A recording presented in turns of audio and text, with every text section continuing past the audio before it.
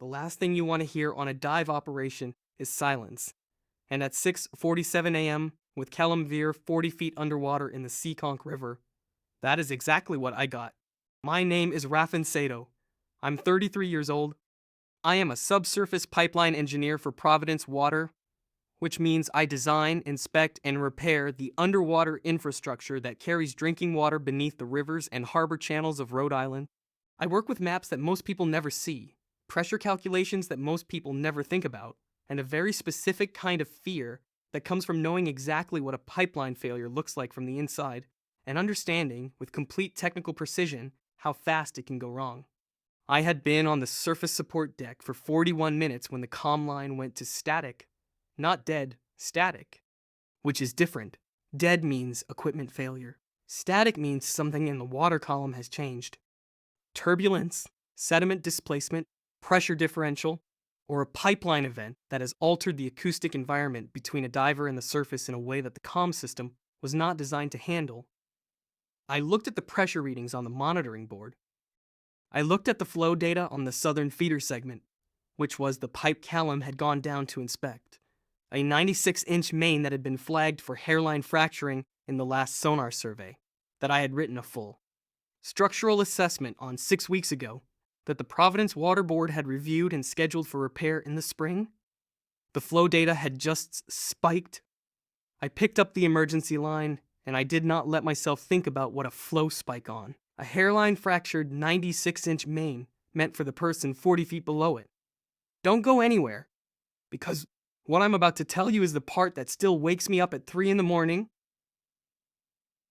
I had met Veer exactly once before this morning, 3 weeks ago, at a pre-dive briefing in the Providence Water Operations Center, a 40-minute meeting in a conference room that smelled like old coffee, where I had presented my structural assessment of the southern feeder segment, and he had sat across the table and asked the only question that mattered.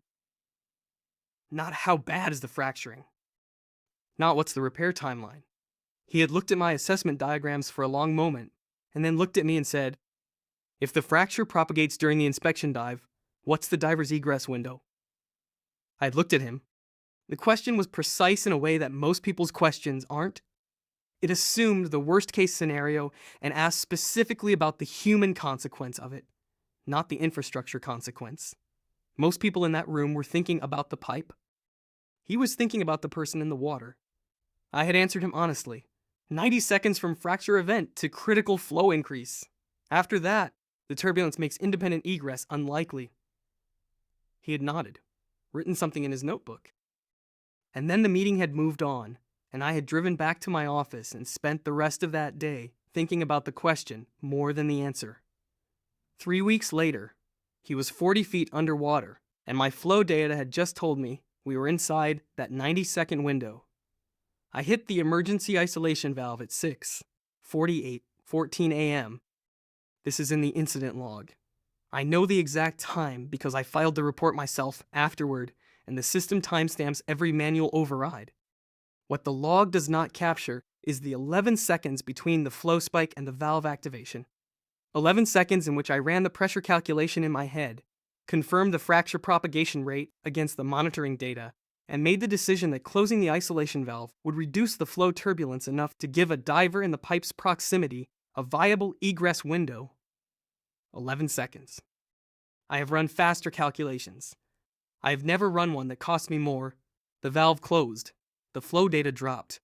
And 6 seconds later, 6 seconds that I will not attempt to describe in engineering terms because there are no engineering terms for them, the comm line crackled and Callum's voice came through.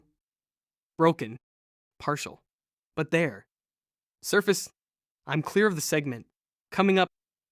I sat down on the equipment case behind me. This was not a planned action. My legs made the decision without consulting me. He surfaced 2 minutes and 40 seconds later. Came up at the descent line, mask pushed back, moving with the deliberate efficiency of a diver who has had a significant event and is running the post-event checklist in real time. His tender pulled him to the deck. He sat. He pulled the regulator from his mouth. He looked at me. I was still sitting on the equipment case.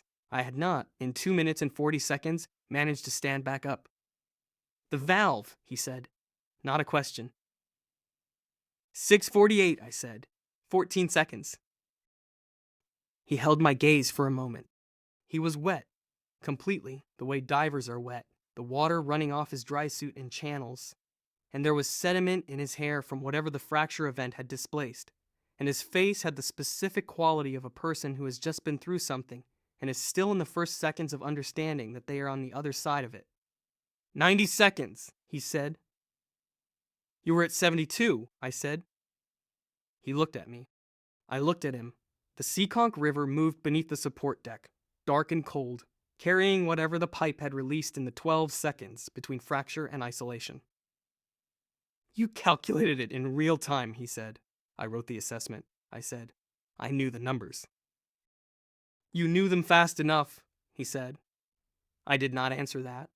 I was still sitting on the equipment case. He was still looking at me with an expression I could not yet fully read, part assessment, part something else, the something else being the part I was not ready to examine. Are you hurt? I said. No, he said. Disoriented from the pressure differential. It'll clear. He paused. Are you okay? The question landed differently than I expected. Not, is the pipe okay? Is the isolation holding? What's the damage assessment? Are you okay? I keep being, I said, which was not a complete answer, and which seemed to satisfy him in a way I didn't understand yet. Here's what happened in the next 2 hours, and I'm asking you to stay with me, because this is where it becomes something other than an incident report. The emergency response ran its course.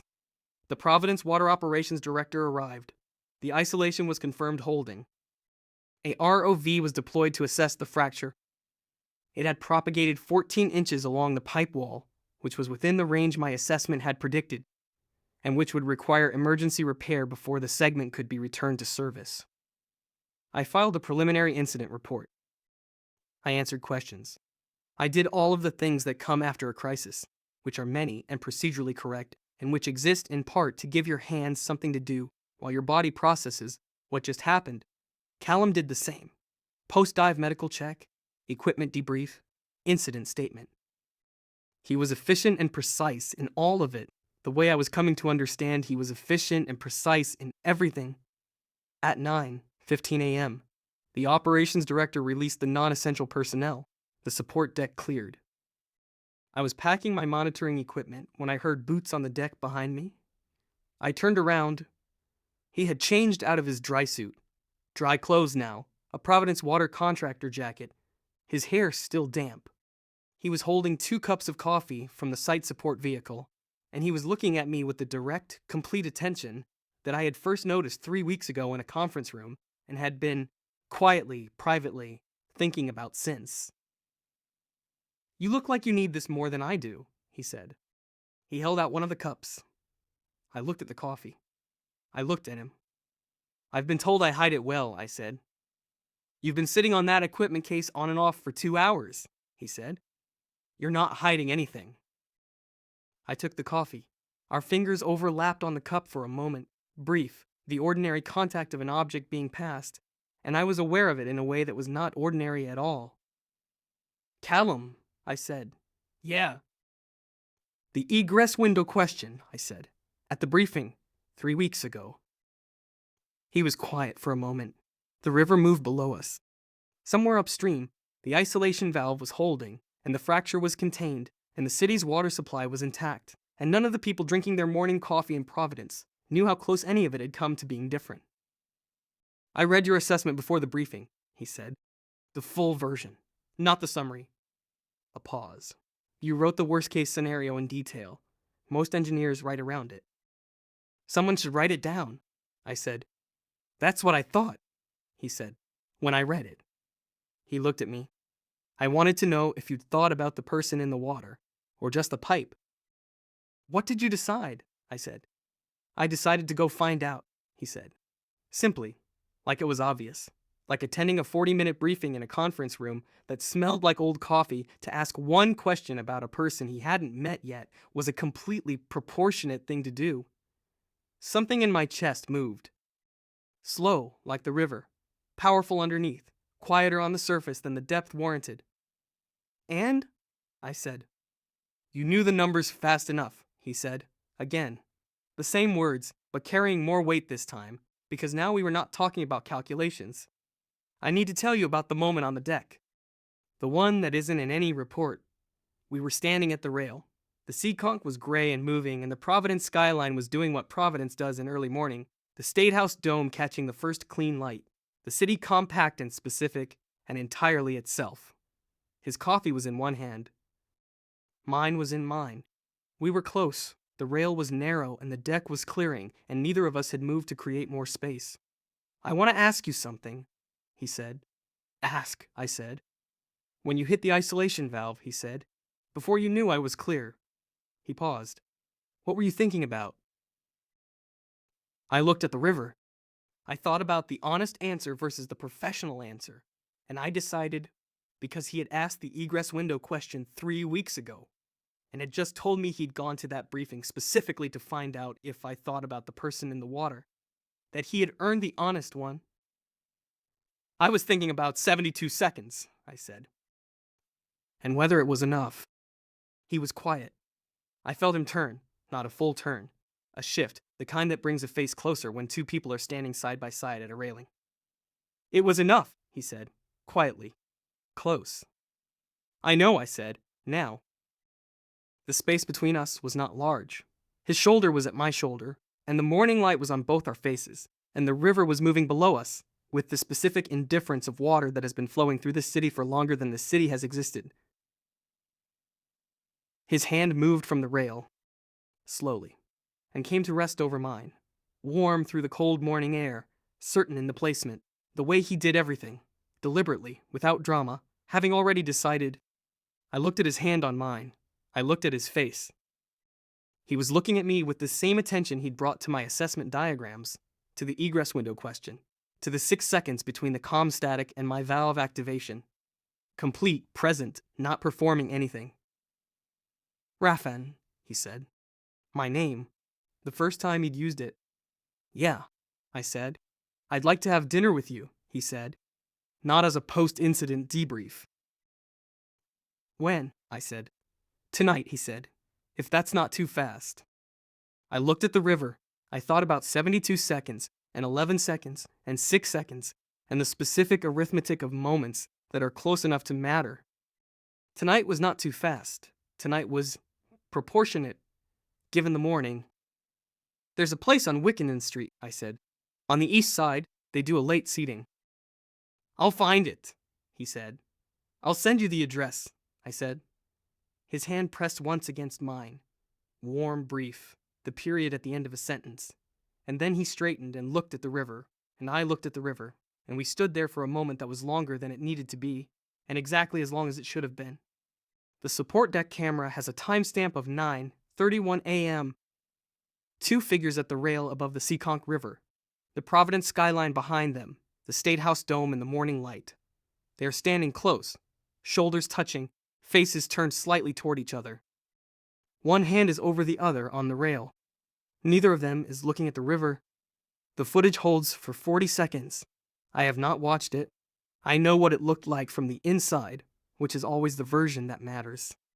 What I know is that at 9:31 a.m., with the isolation valve holding and the fracture contained, and the ROV still running its assessment, 2 people stood at a railing above a river that had almost taken one of them, and said, in the quiet language of hands and proximity and honest answers to honest questions, "I was thinking about you.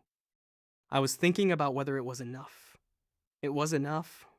It was, as it turned out, exactly enough. He texted at 11:43 a.m. from the Providence Water parking structure, Wickenden Street, "Tonight." I looked it up.